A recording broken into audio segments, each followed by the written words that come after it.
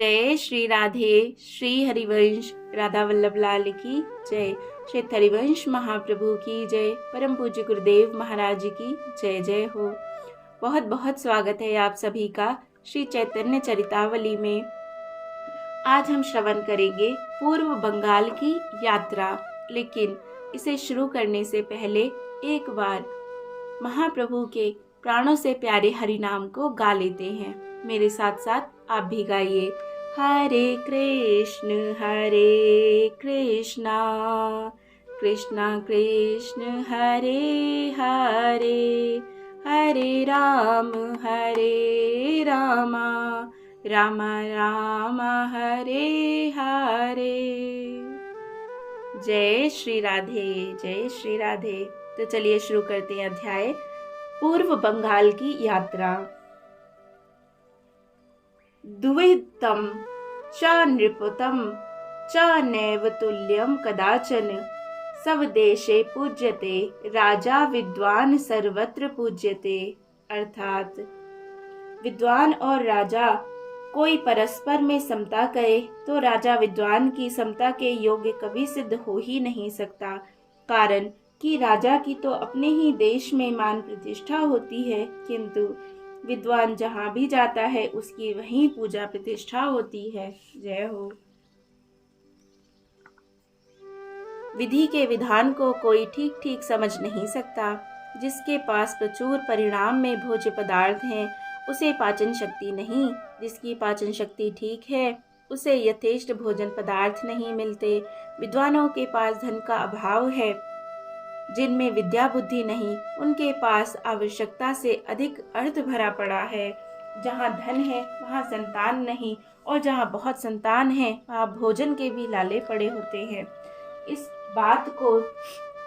इस बात से तो खींचकर किसी कवि ने ब्रह्मा जी को बुरा भला कहा है। वे कहते हैं, गंधा सुवर्णे फल भिक्षु दंडे, नाकारी पुष्पम खलु चंदनेशु, विद्वान धनाढ्यो ना तु दीर्घजीवी, धातु पुरा को अपि न बुद्धि दो भूत। अर्थात कवि की दृष्टि में ब्रह्मा जी ने सृष्टि रचने में बड़ी भारी भूल की है। देखिए, स्वर्ण कितना सुंदर है, उसमें यदि सुगंध होती तो फिर उसकी उत्तमता का कहना ही क्या था।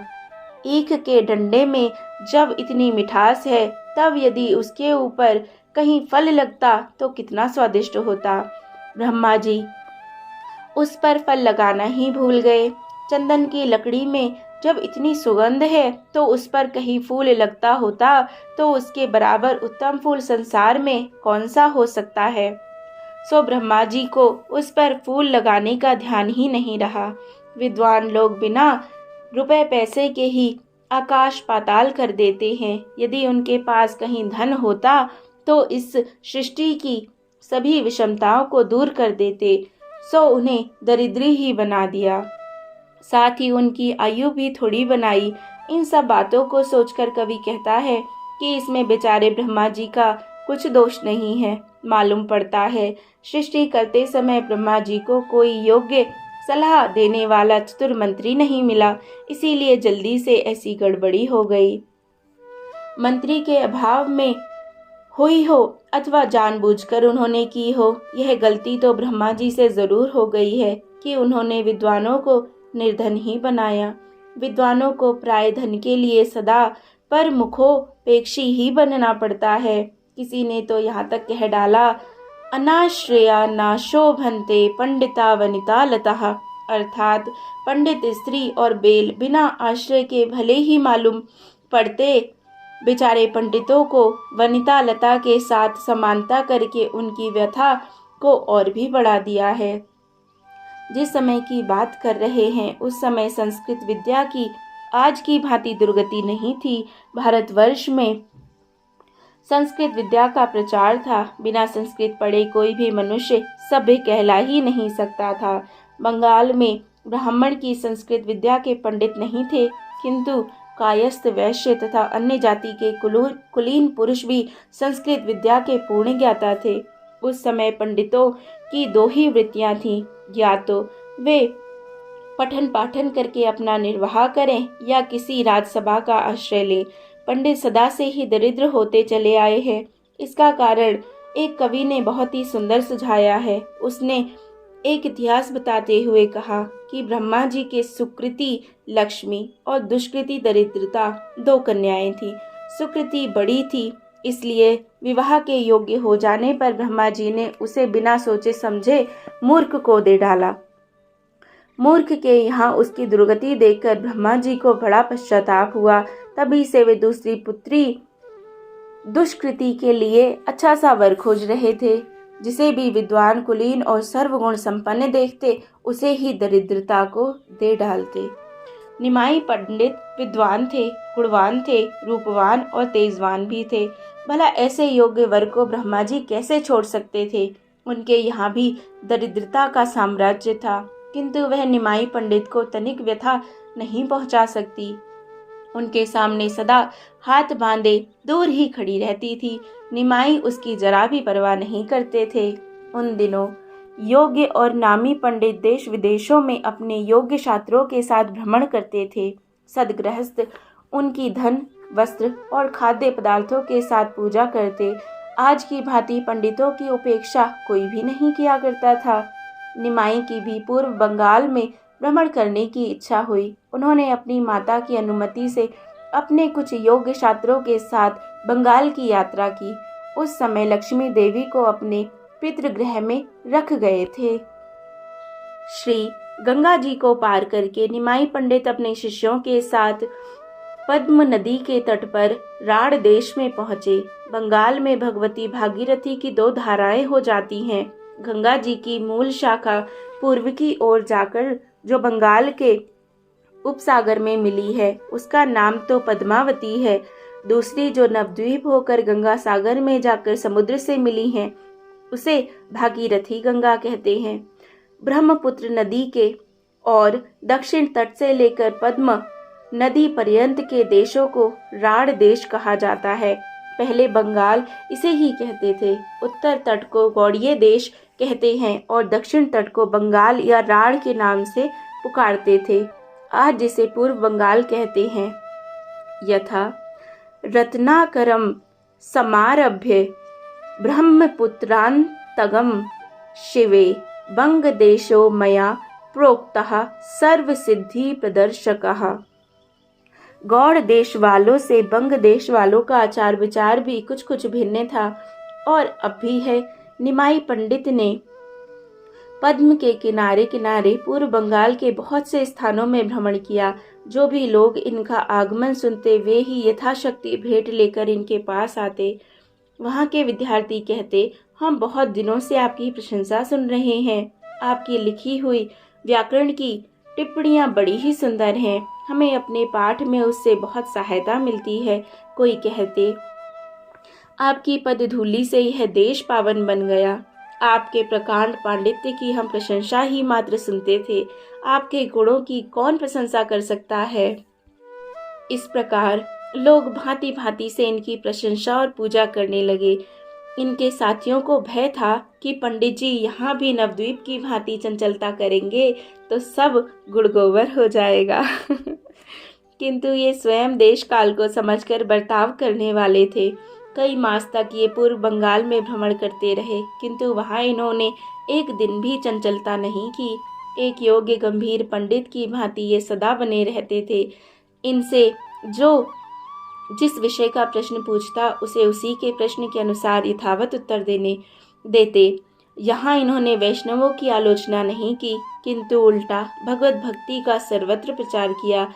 इन्होंने लोगों के पूछने पर भगवान नाम का महात्म्य सुनाया, भक्ति की श्रेष्ठता सिद्ध की और कलयुग में भक्ति मार्ग को ही सर्वश्रेष्ठ, सुलभ और सर्व उपयोगी बताया।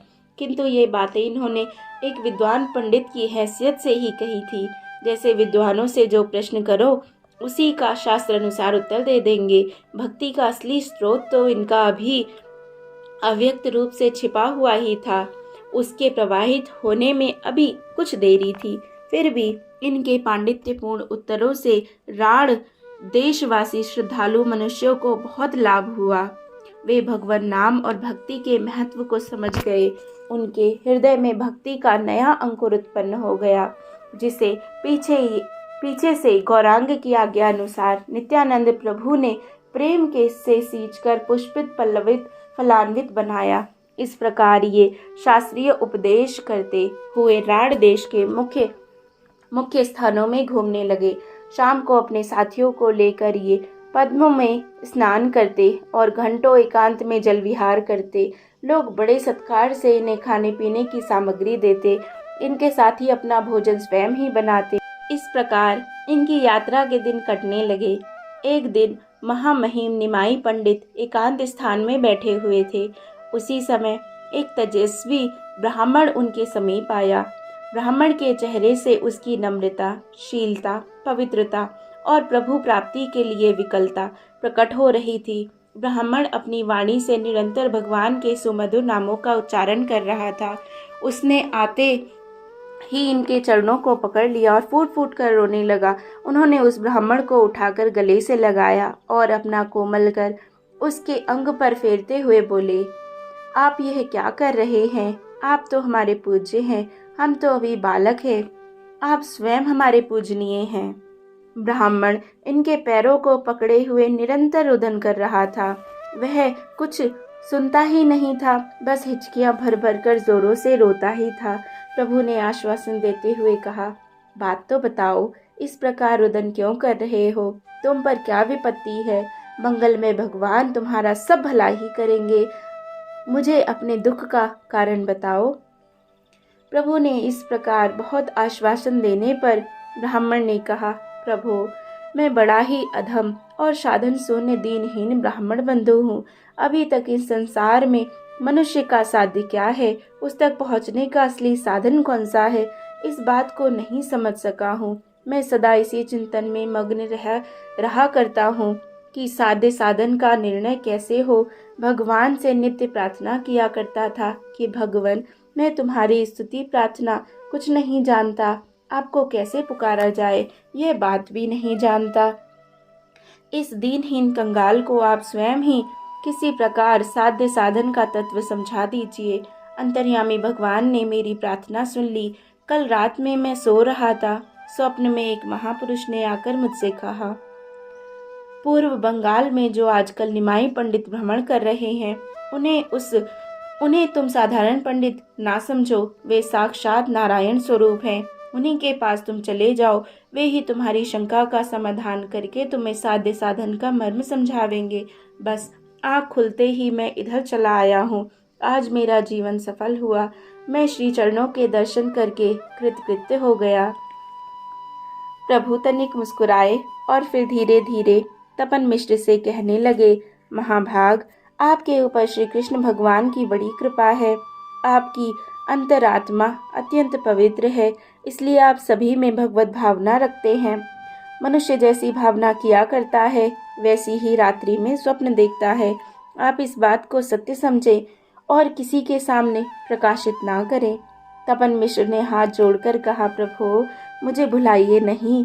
अब तो मैं सर्वतोभावेन आपकी शरण में आ गया हूँ। जैसे भी उचित समझे मुझे अपनाइए और मेरी शंका का समाधान कीजिए। प्रभु ने हंसते हुए कहा, अच्छा, तुम क्या पूछना चाहते हो? तुम्हारी शंका क्या है? दीन भाव से तपन मिश्र ने कहा, प्रभु, इस कलिकाल में प्राचीन साधन जो शास्त्रों में सुने जाते हैं, उनका होना तो असंभव है। समयानुसार कोई सरल, सुंदर और सर्वश्रेष्ठ साधन बताइए, जिसको साध्य मानकर उसे साधन को कर सकूं। प्रभु थोड़ी देर चुप रहे, फिर बड़े ही प्रेम के साथ मिश्र से बोले, विप्रवर, प्रभु प्राप्ति ही मनुष्य का मुख्य साध्य है। उसकी प्राप्ति के लिए प्रत्येक युग में अलग अलग साधन होते हैं। सतयुग में ध्यान ही मुख्य साधन समझा जाता था। त्रेता में बड़े बड़े यज्ञों द्वारा उस यज्ञ पुरुष भगवान की अर्चना की जाती थी। द्वापर में पूजा अर्चा के द्वारा प्रभु प्रसन्नता समझी जाती थी, किंतु इस कलयुग में तो केवल केशव कीर्तन ही सर्वश्रेष्ठ साधन बताया गया है। जो फल अन्य युगों में उन साधनों से होते थे, वही फल कलयुग में भगवान नाम स्मरण करने से होता है। यथा कृते यद्यात्यो विष्णुं त्रेतायां जयतो मखोः द्वापरे परिचर्यायां कलौ तद्कीर्तनानात्। बस सब साधनों को छोड़कर हरिनाम का ही आश्रय पकड़ना चाहिए। भगवान व्यासदेव 3 बार प्रतिज्ञा करके कहते हैं, क्या कहते हैं? हरेर नाम हरेर नामैव केवलम कलौ नास्तेव नास्तेव नास्तेव गतिरन्यथा।